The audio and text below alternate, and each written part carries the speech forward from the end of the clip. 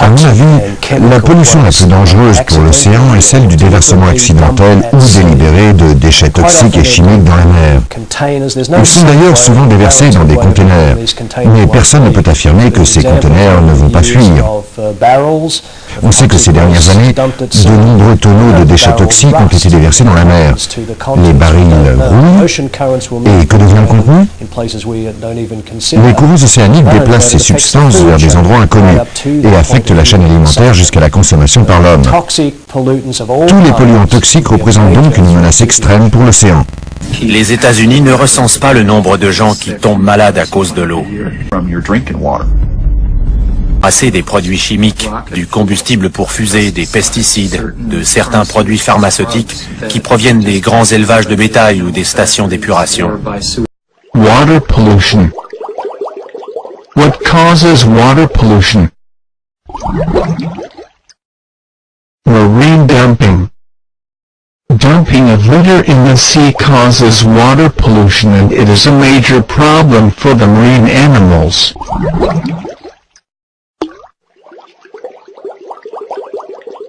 Oil pollution.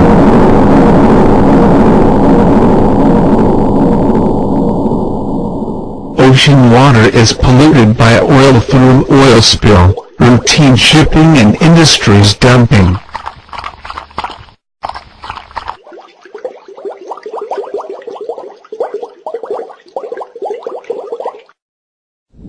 Sewage. Houses and industries produce wastewater that causes pollution in the lakes and rivers.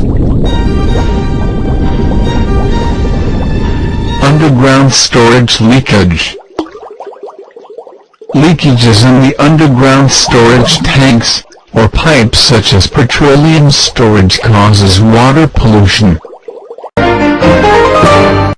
La mer Jaune a été la scène d'un spectaculaire accident lorsqu'un bateau cambodgien de 100 000 tonnes et un bateau panaméen de 150 000 tonnes sont entrés en collision. Le bateau en provenance du Panama a partiellement coulé. La situation pourrait donc devenir plus critique. Le bureau des affaires maritimes de Tianjin a affrété 2 bateaux afin de vider les citernes de fioul des navires endommagés. Mais où ce fioul finira-t-il demeure une question sans réponse. L'an dernier, un accident similaire s'était produit entre un bateau-grue sud-coréen et un pétrolier hongkongais. Plus de 10 000 tonnes de pétrole s'étaient répandues dans la mer Jaune.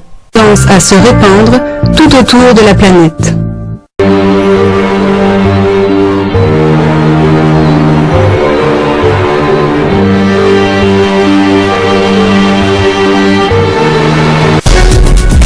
En Nouvelle-Zélande, les écologistes sont inquiets après le naufrage d'un porte-container au large de l'île du Nord qui a entraîné une marée noire. La nappe de fioul qui atteint désormais 5 km de long menace un récif renommé pour sa faune et sa flore. Des hélicoptères larguent des produits chimiques pour disperser le pétrole.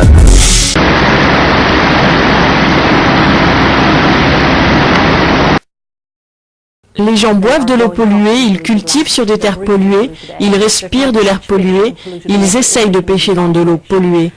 Ensuite, ils essayent de négocier avec cette énorme compagnie pétrolière contre qui ils ont très peu de pouvoir et leur gouvernement est tout simplement absent pour protéger leurs droits. Shell fait évidemment l'objet de toute notre attention, parce que c'est la plus grosse compagnie pétrolière opérant sur Terre.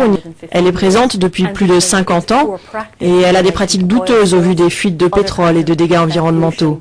Elle échoue à nettoyer ces dégâts et compenser correctement les communautés affectées. Il y a des preuves que tout ceci s'est vraiment passé. Ce qu'il faudrait, c'est une volonté politique et de l'argent pour correctement nettoyer et réhabiliter les communautés affectées et offrir une compensation financière à celles dont les moyens de subsistance ont été détruits.